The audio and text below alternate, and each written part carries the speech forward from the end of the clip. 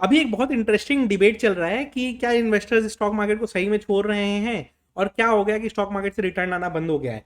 तो देखिए, मैं अपना पॉइंट ऑफ व्यू आपको समझाने की कोशिश करूंगा, और ये जो फैक्ट है वो निकल के आया है कि 38 लाख क्लाइंट्स का यूसीसी बंद हुआ है एनएससी पे।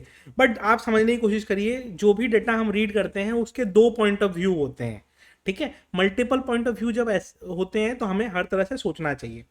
अब देखिए, स्टॉक मार्केट में रिटर्न नहीं बनाया है, ये मैं आपको 2022 में के पहले भी मैंने बताया था, एंड अक्टूबर 2021 में ही मैंने प्रेडिक्ट कर दिया था कि अब हम यहाँ से कंसोलिडेशन में एंटर कर रहे हैं। मैंने एक साल कंसोलिडेशन एंटिसिपेट किया था। ट्वीट मेरे ट्विटर पे ऑलरेडी है, बिन ट्वीट था।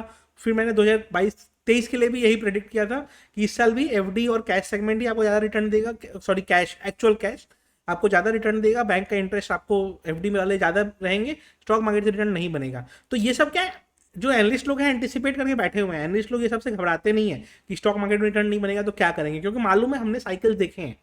2-3 साल नॉन रिटर्न वाला साइकिल रहेगा, इसी समय अपने को एक्युमुलेट करना है। फिर 3-4 साल बाद जब मार्केट शूट करेगा तो हम लोग उस समय अपने जो इन्वेस्टमेंट अभी हम एक्युमुलेट करेंगे उसमें रिटर्न कमा लेंगे। बट दिक्कत कहाँ पे आती है, लोगों को समझना पड़ेगा चीज़ों को, कि जब कोविड का लॉकडाउन आया तो काफ़ी लोग क्या करते थे, जूम का मीटिंग अपना ऑन करते थे, ऑडियो वीडियो दोनों ऑफ, एंड अपना मार्केट में ट्रेडिंग करते रहते थे। उस समय एक चीज़ बहुत पॉपुलर हुआ, कैश स्विंग।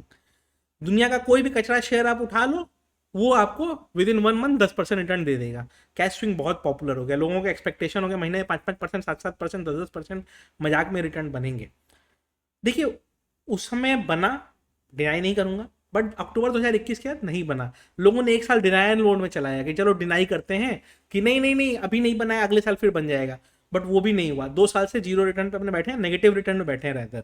जो इन्वेस्टर्स हैं स्मॉल कैप मिड कैप वाले, वो तो जीरो से नेगेटिव रिटर्न में बैठे हैं, और इंडेक्स वाले फिर भी थोड़ा सा बचे हुए हैं, लेकिन वो भी ऑलमोस्ट बहुत अच्छा रिटर्न पे नहीं बैठे हैं।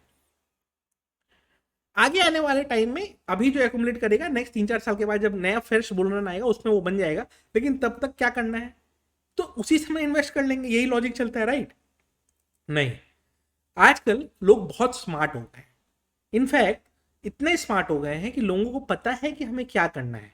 ठीक है, लोग कह रहे हैं इन्वेस्टर्स स्टॉक मार्केट से भाग रहे हैं, तो उसके लिए मैं अपना आपको पॉइंट ऑफ व्यू बता देता हूँ। देखिए क्या हुआ कि एक होता है यूनिक क्लाइंट कोड, मतलब एक पैन नंबर पे एक ब्रोकर एक यूसीसी अलॉट करवा सकता है, जो कि आपका ट्रेडिंग कोड होता है, आपकी जो ट्रेडिंग यूजर आईडी होती है वो होता है। ठीक है, मैक्सिमम लोगों ने क्या किया, मल्टीपल जगह अकाउंट्स खुलवा लिए। अब फिर उसके बाद और ब्रोकर्स ने भी एएमसी फ्री वगैरह कर दिया कि फर्स्ट ईयर एएमसी फ्री, ये फ्री वो फ्री। जैसे जैसे लोगों ने देखा कि भाई अभी तो जबरदस्ती एएमसी देके क्या मतलब है, मल्टीपल जगह कुछ अकाउंट्स क्लोज कराओ। फिर उसके बाद सेबी का एक सर्कुलर आया जिसमें आप ऑनलाइन क्लोजर भी करवा सकते हैं अकाउंट्स का। तो उसके बाद क्या हुआ, जो अकाउंट यूज नहीं कर रहे थे उसको क्लोज कराना चालू कर दिए। तो उसके कारण क्या हुआ, धीरे धीरे धीरे धीरे एक ही आदमी जब 5 जगह अकाउंट खोल के रखा था, आज वो 2 या 3 जगह से ज्यादा नहीं रख रहा है, क्लोज किए जा रहे हैं, क्लियर किए जा रहे हैं। तो इसी कारण क्या हो रहा है, नंबर्स कम होते जा रहे हैं। तो जो नंबर हमें दिख रहा है वो एक्चुअल वो पिक्चर नहीं है, वो बेसिकली लोगों के मल्टीपल अकाउंट्स है, उसमें कुछ अकाउंट्स लोग क्लोज करा रहे हैं। और गोइंग फॉरवर्ड लोग 1 या 2 अकाउंट से ज्यादा नहीं रखेंगे। जैसे बैंक अकाउंट भी 4 अकाउंट 5 अकाउंट से ज्यादा कोई नहीं रखता है, कोई रखता होगा तो रखता होगा, लेकिन मैक्सिमम लोग 1-2 अकाउंट में ही काम करते हैं। जैसे मेरे भी मल्टीपल अकाउंट्स हैं, बट मैं काम 1 या 2 बैंक अकाउंट में ही करता हूँ, उससे ज्यादा नहीं करता हूँ, राइट? तो सेम चीज सबके लिए एप्लीकेबल है। तो ब्रोकिंग में भी वही होने वाला गोइंग फॉरवर्ड, कि मैक्सिमम लोग 2 या 3 अकाउंट ही रखेंगे। एक अकाउंट में मान लीजिए ट्रेडिंग कर लेते हैं, एक में इन्वेस्टिंग कर लेते हैं, इस तरह से। बट आजकल एक नया चीज चल रहा है कि इन्वेस्टर जो रिटर्न नहीं बना पा रहे हैं कैश स्विंग में या ट्रेडिंग करके, वो एक नया चीज सीख चुके हैं। देखिए क्या हुआ है कि मान लीजिए किसी के पास रिलायंस का शेयर है, 100 शेयर है, 2,30,000 रुपए का शेयर हो गया आज के डेट में, 2,40,000 का शेयर हो गया। तो चूंकि इंटरनेट पे सब चीज़ें अवेलेबल है, लोगों को बहुत इन्फॉर्मेशन है, तो लोगों ने क्या किया, चीज़ों को देखा है, समझा है एंड समझ लिया है कि हम इससे मार्केट में स्टॉक रिटर्न नहीं भी दे रहा हो तो भी हम 2 रुपए कैसे कमा सकते हैं। तो लोगों ने सीख लिया है। तो लोग अब क्या करने लग गए हैं, प्लेज होल्डिंग्स करने लग गए हैं। तो जो हमारे शेयर्स हैं लोग उसको प्लेज कर देते हैं एंड उसके अगेंस्ट ऑप्शन सेलिंग कर देते हैं। मान लो रिलायंस का ही शेयर है, 2370 रुपये में अभी चल रहा है, या 2360, 70, 80, 2400 भी पकड़ लेते हैं। प्लेज किया तो उसमें 90% आपको मिल गया, उसमें ट्रेडिंग का वैल्यू, तो 2,20,000 रुपए तक का आप ऑप्शन सेलिंग या फ्यूचर्स में ट्रेड कर सकते हो, ये मिल गया आपको। अब लोग क्या कर रहे हैं कि लोग देख रहे हैं कि हाँ ठीक है ये तो ऐसा ही चल रहा है, तो हम क्या करते हैं, मान लो इतना चल रहा है तो 2500 का कॉल ऑप्शन भेज देते हैं। ठीक है, अब 2500 का कॉल ऑप्शन भेज दिया, मान लो 10 रुपये भी चल रहा है, तो महीने में 2,500 रुपये वो आ गए आपके घर में।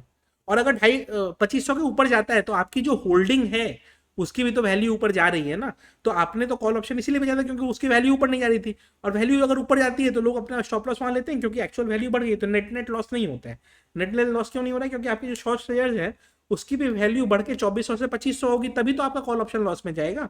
तो लोगों को यहाँ पे अप्रिसिएशन दिखता है, एंड कॉल ऑप्शन जो आपने बेचा उसके बाद वो मान लीजिए नीचे आता है तो आप वहां पे प्रॉफिट भी बुक कर लेते, तो लोग क्या करने लगे, ये करने लगे हैं। इसी कारण क्या हो गया है कि कैश सेगमेंट में भले टर्नओवर कम हो गया, क्योंकि लोगों को मालूम है लॉस में बेच के कोई मतलब नहीं है, और सारे शेयर लॉस में बैठे हैं तो बेचोगे किस लिए? तो लॉस में लोग बेच नहीं रहे हैं, उसके अगेंस्ट लोग ऑप्शन सेलिंग करने लग गए हैं। इसके कारण क्या हो गया, ऑप्शंस का टर्नओवर बढ़ गया है।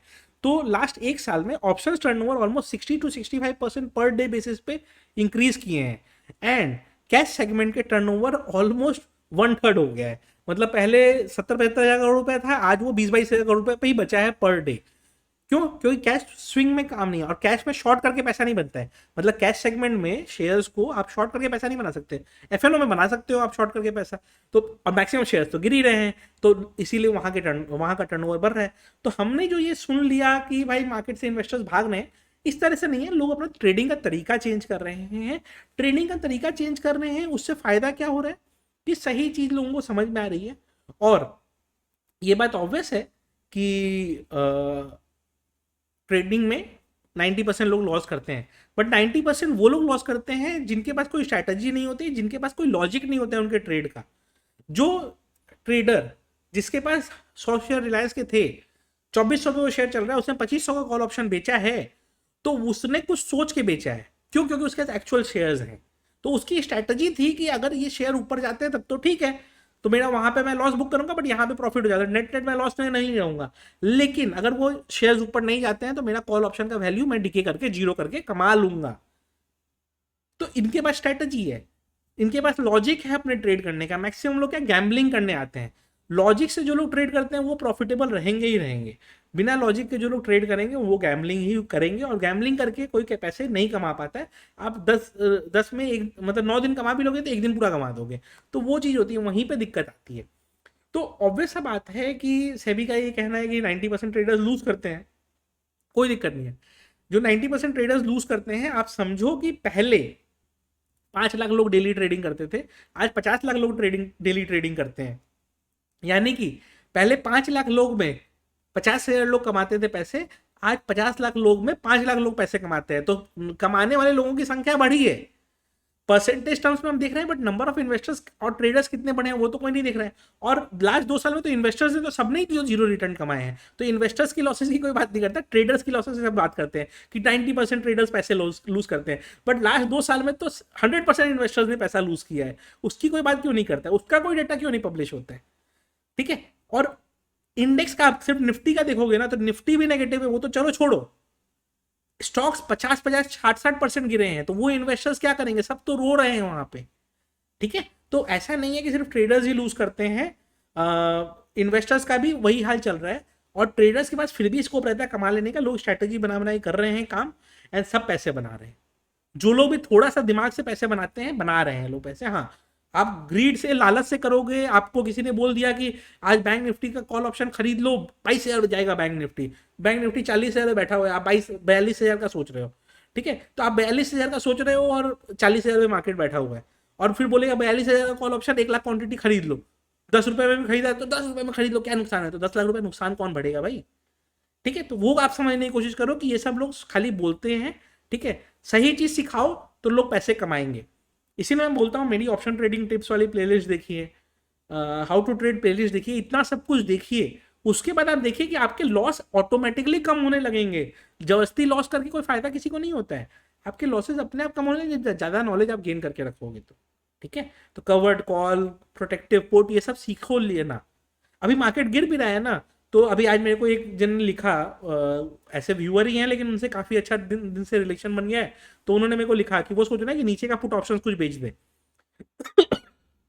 उन्होंने ऐसा क्यों सोचा कि पुट में प्रीमियम ज़्यादा मिल रहा है कुछ स्टॉक्स में, उसको बेच देते हैं, अगर उसके नीचे स्टॉक जाता है तो उसकी डिलीवरी वो ले लेंगे, तो क्या होगा, पुट का प्रीमियम भी अपने पास आ गया और स्टॉक्स खरीद भी लेंगे, दोनों फायदा हो गया। तो लोग इस तरह से ट्रेडिंग करते हैं, और ये सब लोग जो इस तरह से स्ट्रैटेजी बना के ट्रेडिंग करते हैं, आपको लगता है कि इनसे मार्केट 1 दिन 2 दिन ले लेगा पैसा, उसके बाद लेगा पैसा? नहीं लेगा। क्यों? क्योंकि लोग, मार्केट को भी पता है कि भाई जो दिमाग लगा रहा है उसको पैसे देने हैं, और जो दिमाग नहीं लगा रहा है उससे पैसे लेने हैं। ठीक है, तो अभी अपने नेगेटिव माइंडसेट में नहीं जाएंगे कि इन्वेस्टर्स भाग रहे हैं, ट्रेडर्स भाग रहे हैं, तो इन्वेस्टर्स ने तो 100% लूज किया, तो भागेंगे ही। और सही चीज पे प्ले करो। जैसे मैं चिल्लाता था कि यहाँ पे बुक करो, तो लोग उस समय खरीदते थे। अब जब चिल्लाऊंगा कि खरीदो ना, उस समय खरीदने वाला कोई नहीं रहेगा। पता है क्यों? लोगों को डर बैठा रहेगा, 2 साल से तो जीरो रिटर्न है। बट भाई 1500-200 पे हमने चिल्लाया था खरीदो, और 1800-600 पे जब बिकवाया, तो उस समय बिका कि नहीं बिका। तो वो चीज होती है, सही टाइम पे इन्वेस्टिंग करनी पड़ती है। सही टाइम आएगा, सही टाइम पे इन्वेस्टिंग करेंगे, और वो लोग कभी नहीं भागेंगे जो सही टाइम पे इन्वेस्टिंग करते हैं। जैसी इन्वेस्टिंग करते हैं वो भागेंगे। और जिनको ये पता नहीं है कि इन्वेस्टमेंट का, अगर मार्केट नीचे जा रहा है क्या करना है, वो तो बेचारे हमेशा ही लूज करेंगे। ठीक है, तो करना क्या है, ज़्यादा नॉलेज गेन करना है, ज़्यादा लर्निंग करनी है। हमारी हाउ टू ट्रेड प्लेलिस्ट देखिए, इन्वेस्टिंग टिप्स वाली प्लेलिस्ट देखिए, ऑप्शन ट्रेडिंग टिप्स वाली प्लेलिस्ट देखिए। इतना सब कुछ देखेंगे, अपने आप कुछ कुछ समझ में आएगा, और उसके कारण क्या होगा, आपके लॉसेज ऑटोमेटिकली धीरे धीरे कम होते जाएंगे। वीडियो अच्छी लगी हो तो लाइक कर दीजिएगा।